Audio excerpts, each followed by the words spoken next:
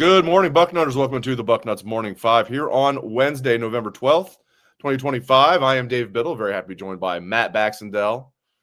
All right, champ. No surprise, the Buckeyes stayed number one in the college football playoff rankings that were released last night, the second iteration of this year's rankings. I was wondering what would happen at 2-3, like a lot of people were. They left Indiana at 2, kept Texas A&M at 3. My question for you, and I'll then answer it next. I encourage everybody in the chat to give their answers. And you can't just say one, because I think we all want to say, how many legit national title contenders are there? There's just one, right? And I do think Ohio State is in a tier by itself, Bax.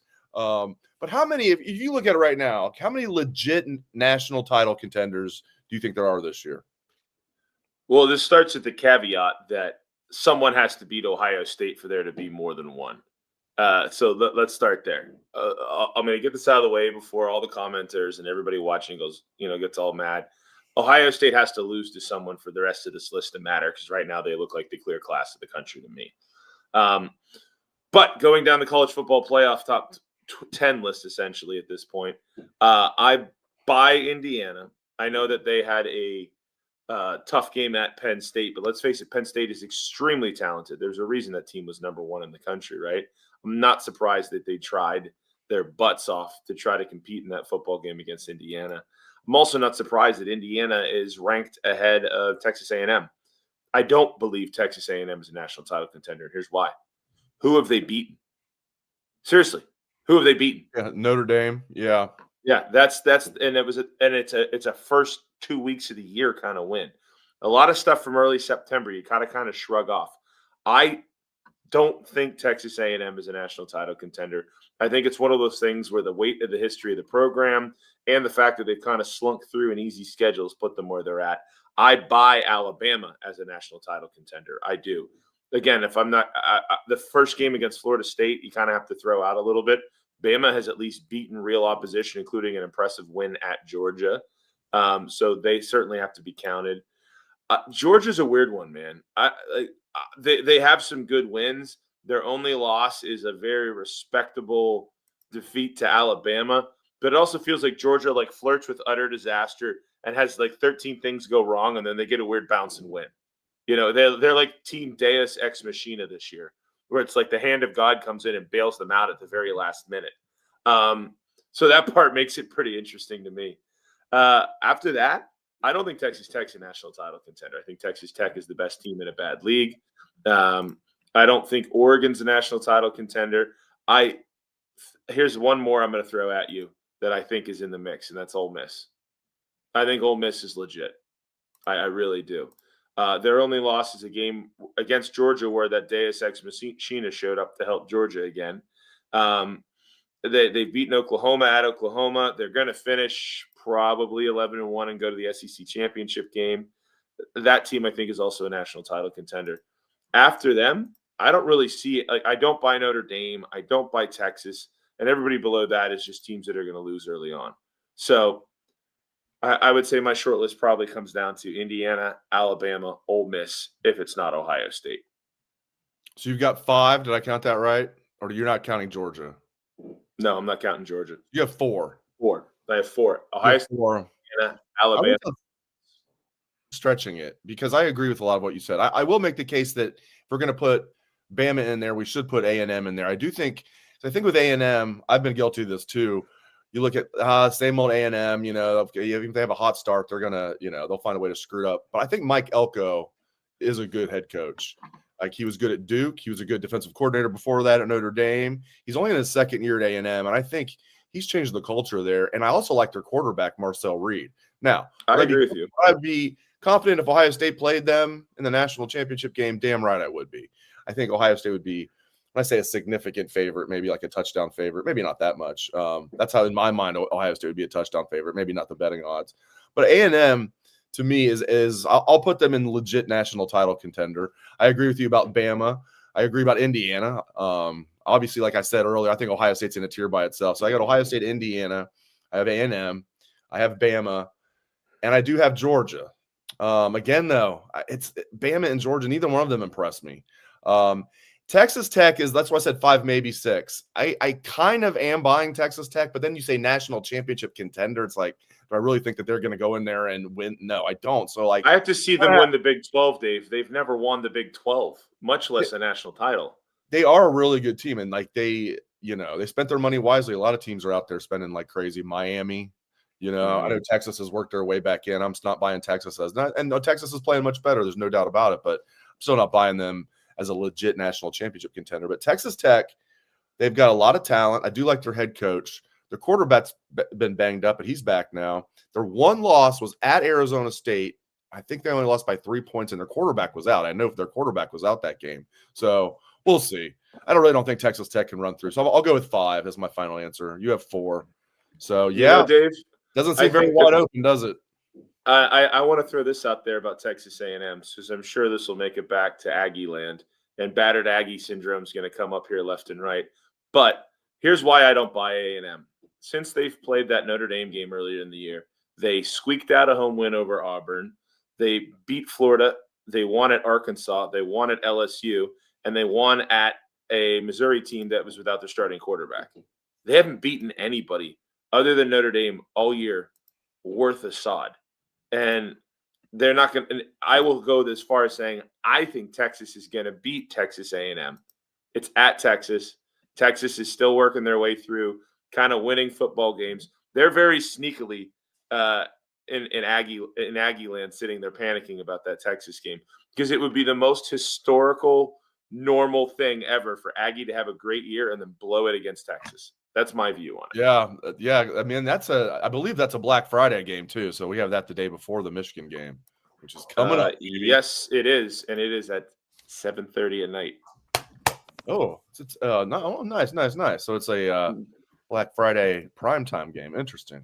Bax is very interested in that game. And we'll get the crux of the show. We're going to get back to talking just a lot of Ohio State. I want to ask you about like the pace of play for the Buckeyes, how it seems like Ryan Day is playing chess while everybody else is playing checkers with looking at playing the long game there. We'll talk recruiting, but I do want to get into real quick with the Penn State job. There's some smoke out there that Pat Fitzgerald could be a good fit. I could see that. I could definitely see that. Something Northwest. And David Braun's proven to be a solid head coach. Still, that was foolish of Northwestern. They're lucky that Braun's actually solid. Not that he's anything special, because if he was bad, that would look even worse because it looks terrible. Like what they did to Pat Fitzgerald is ridiculous. That's a topic for a different day. So a couple things here. What would you think about Pat Fitzgerald to Penn State? And what's a better job, Penn State or the aforementioned Texas A&M Aggies? Because I've been saying Mike Elko, Penn State should go after him. And people are like, well, why would he leave A&M for Penn State? Like, well, he's from Jersey. He went to college at Penn, played football at Penn, graduated from Penn. So he's got the ties. He was a defensive coordinator at Notre Dame. He had really no previous ties at A&M. So Pat Fitzgerald to Penn State. But what do you think about, if you're Mike Elko, what's a better job, Penn State or A&M? Well, can we first of all agree that Penn State is the best open job right now of all of them? Urban would disagree with you. He thinks it's Florida. And then Urban has personal ties. I was going to say, we were talking about that last week, and somebody said, I think, he just really believes that. Like, no, he wants to stay in good graces with the Florida fans. Yes, he said LSU was 2 and Penn State was 3. I don't believe that at all. First of all, LSU might technically still have a head coach because now they're trying to argue they didn't fire Brian Kelly and they want to fire him for cause to try to not pay his buyout. So does anybody want to get into that LSU disaster? I mean, you can win a national title and get fired 2 seasons later there. But in my opinion, Penn State is hands down the best available job from all the logical perspectives on it. There's a ton of money. You run your state as a major school. You're in one of the 2 big conferences. You don't have to play Ohio State every year anymore now. And you should be the number 1 recruiting force in not only Pennsylvania, but New York, New England, Maryland, and New Jersey, and potentially even in Virginia. You should dominate recruiting in those areas if you're a good coach at Penn State. There's nowhere else that I can point to that has the combination of not getting murdered by annual rivals, overall recruiting. It's a top 5 job to me. It's a way better job than Florida, where the Bull Gator boosters are going to fire you if you're Dan Mullen for making New Year's bowl games 2 out of 3 years, and then they decide you didn't recruit well enough. It's a better job than LSU, where everyone gets fired no matter what there, and that the governor's sitting there trying to argue about how they only want to pay their next coach $2 million a year and then make him have incentives, right? They're going to have to hire Coach O back at this point. To me, Penn State is hands down the best available job. All right, okay. So you made your case for best available. I wouldn't disagree. I was a little surprised with. No, I wasn't surprised he put Florida number one because, like I said, I think he wants to stay in the good graces of. Yes. Winning 2 national titles should have him. They should build a statue for him. They've won 3 national titles ever in Gainesville, and Urban has 2 of them. Spurrier has. And they were a bum program till Spurrier too. People forget that. Yeah, and look what they've done since Urban left. They can't blame it on Urban anymore. They've gone through how many coaches? Like at least 4. They've gone through 4 coaches since. 4 coaches. 4 coaches. They're hiring their 5th coach. So Urban has them number 1. All right, Penn State or A&M. We have some people get some. We have Hollywood Hager saying Penn State's the better job compared to A&M. Cam Buckeye saying A&M because of all that oil money. All right, what's a better job? If you're a guy like Mike Elko, you're already at A&M, but you have ties to Pennsylvania. Let's say the money is equal. Let's say Penn State says, all right, yeah, we know there's all that oil money down there, but we got plenty of money too. We'll match any offer that A&M gives you. Money is equal. What's the better job? Well, if he was picking between the two and not already at one, I would tell you Penn State. If he was picking between them, but he's already at Aggie. He's got an undefeated team. He's got a playoff team. He's not leaving for Penn State. Let's be real. But I think A&M is not a better job than Penn State for a couple of reasons. Sure, they have all that money, but they have in their own state, they're always going to be number 2. They have to play consistently against numerous other teams that have all of those resources available. Almost every year they're going to play Texas. Then you have Oklahoma, who has 1 million resources and good teams. You have LSU, who has 1 million resources and good teams. You have Alabama, who has 1 million resources and good teams. Those are just the old SEC West teams, not to mention Ole Miss has it together right now. Not to mention also in the state of Texas, you got to fight against Texas Tech, who's spending a ton of money. You've got to fight against Baylor's and TCU's of the world. I don't think A&M is anywhere near as good a job as Penn State. From history to everything else, the only major thing you can argue is it's located in Texas, which has such a high quantity of elite recruits that you're always going to get them. But Penn State's going to get them too. Pennsylvania is a top 6 or 7 state for recruiting. And as I just mentioned, they should dominate 4 or 5 states. So I think Penn State's a much better job than A&M.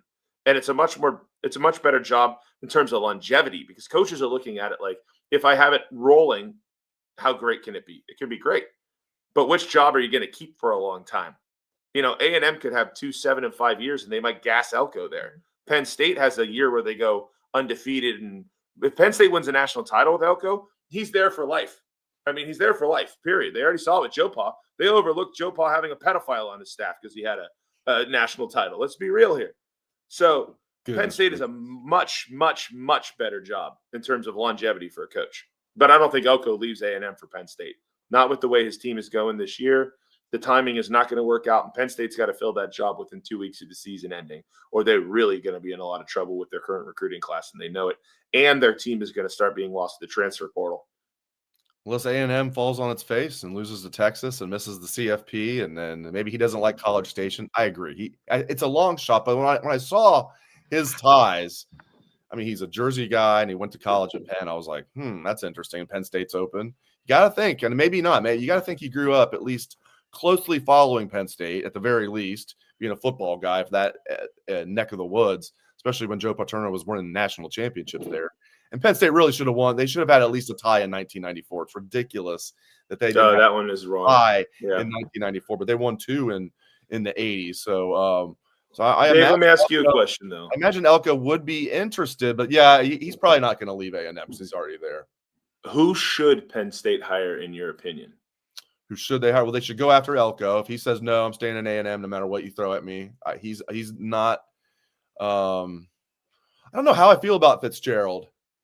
It's like one of those where kind of okay. Well, he overachieved at Northwestern, so in theory, right, you put him at Penn State with those resources, right? It just automatically it's a multiplier, right?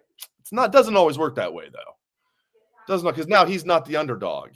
Now he's got all the expectations of his expectations.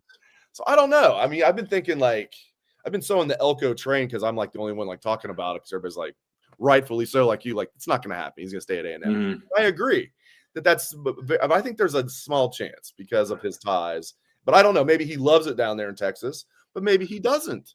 Because he had no previous ties to Texas. Maybe he doesn't like the sweltering heat down there. Or maybe he loves Not it. to mention that Texas A&M hired him as a second choice after the fan base revolted when they tried hiring Mark Stoops. Don't forget that too. Oh, So that's right. how beloved does he feel? I mean, I'm not saying you're wrong. I think their process starts with A&M season ends and they call Elko and go, "This is yours if you want it." Make him tell you no. But then after that, my personal the guy I hope Penn State doesn't hire, because that's how we have to look at it, right? Who do we hope they don't hire? Not Hartline. No, I don't think Hartline's going to Penn State. He's too much of a Buckeye. He's not ready to be a head coach at that level yet either. And I don't think Penn State is going to go for an unproven coordinator when their big thing that they need to figure out here is how to win the big game. My belief, the hire I don't want to see at Penn State more than almost anyone, is Matt Campbell. Look what he did at Iowa State. That is historically a trash program. Trash. It's maybe the worst program in the old Power 5, right? He has them winning major bowl games. He has them winning the Big 12. He's winning 10 games. It was like them and Indiana, I think, are like, I think they have like the two worst. Indiana, I think, Yes, worst of any Power 4 team. Even now, after what they've done, I believe the last 2 years, Indiana still has the worst winning. And I think Iowa State's right there.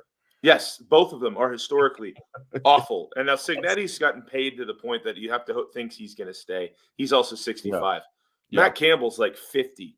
Matt Campbell has Ohio. He's an Ohio guy. Mm-hmm. The only reason I think Penn State would hesitate on him is because he spent 1 year at Pitt, and he's not a Penn State guy, but he left Pitt to go to Mount Union. But this is a guy who wins everywhere with never having enough resources and takes – I mean, Iowa State, you could argue, had teams that at times were as good as Penn State. You can make that argument over the last 10 years. You give Matt Campbell Penn State's resources and his track record of winning and over-exceeding expectations, he's the scariest guy to me that I think is realistic for Penn State. So I hope they don't hire him because they see the Pitt thing for 1 year and can't get over it. All right, let's get back to Ohio State. I thought that was an interesting perspective.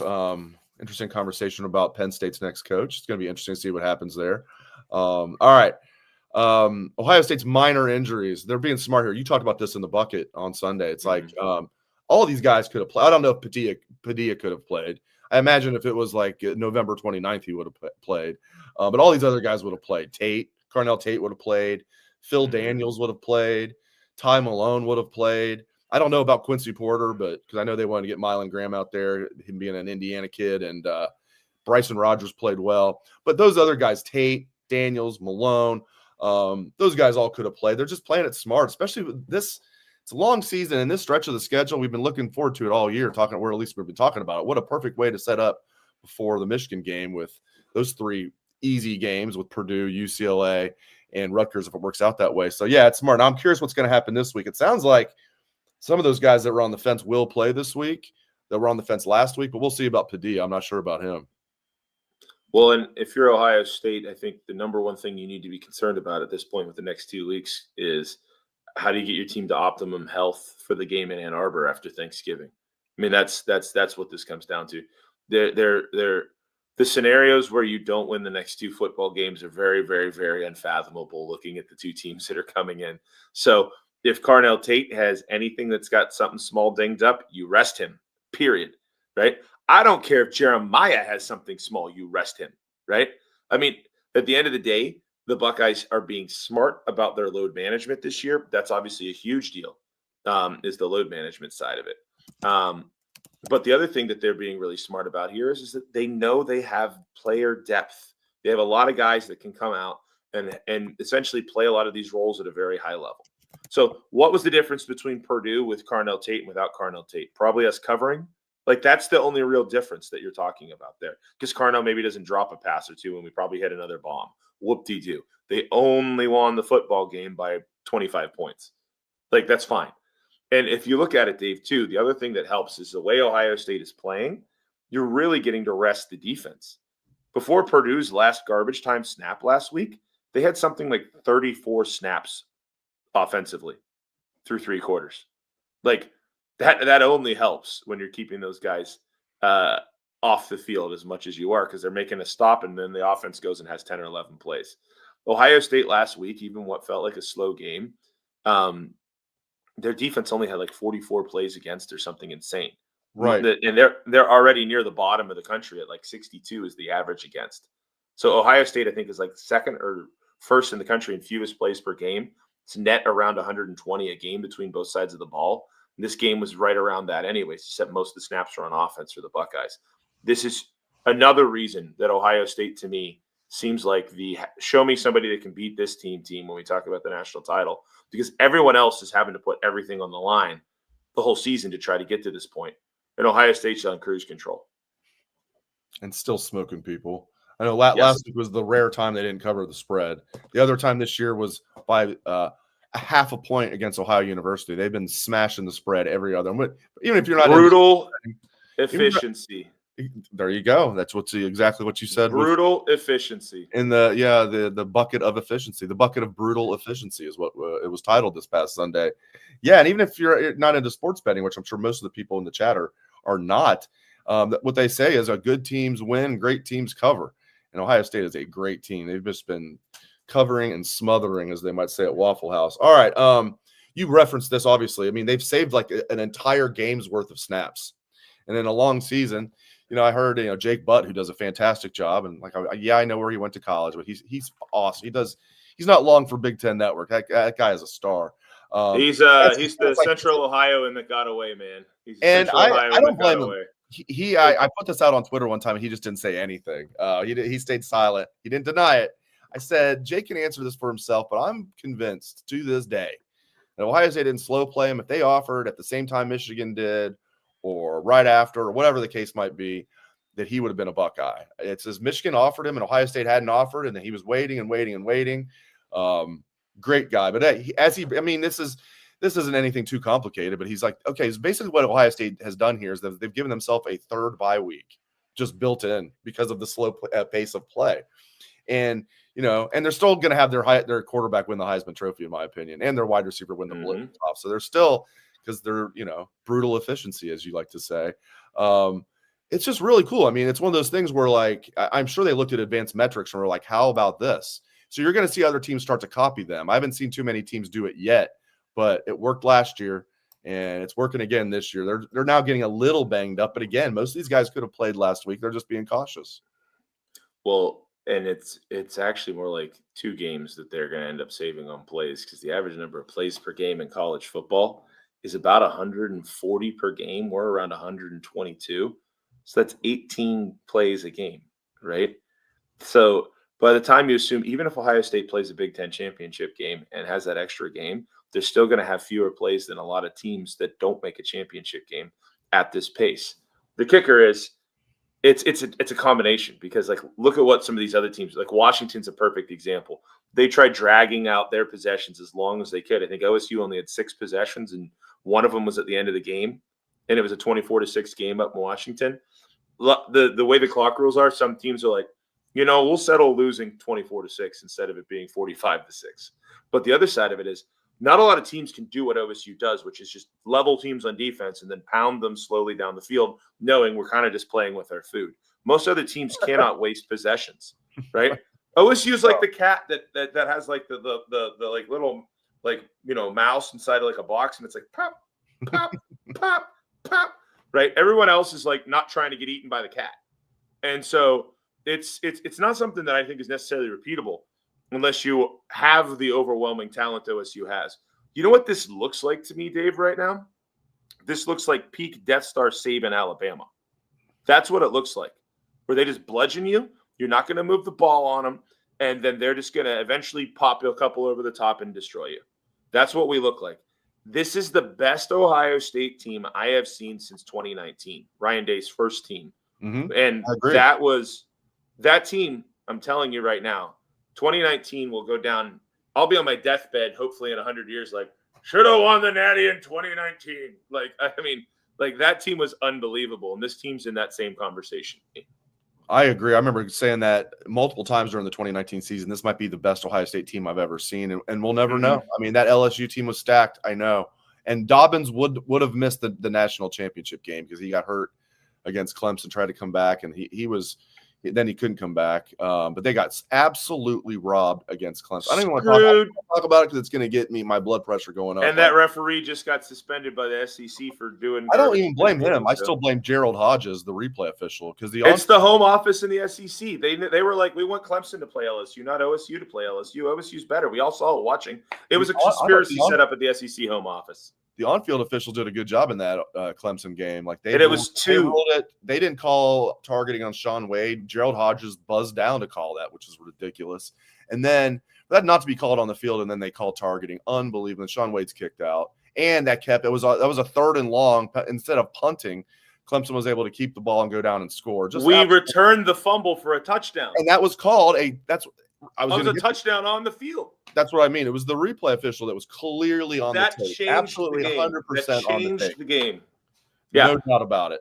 And Justin Ross caught that ball and took 3 steps in the ball. He never lost control of the ball. He took 3, not 2, 3 steps. I didn't even want to get into it. He was dancing with the football up and down. It was in his hand. Yeah. You can do this. He never, ever, ever even lost control of the ball a little bit and took 3 steps. Bam.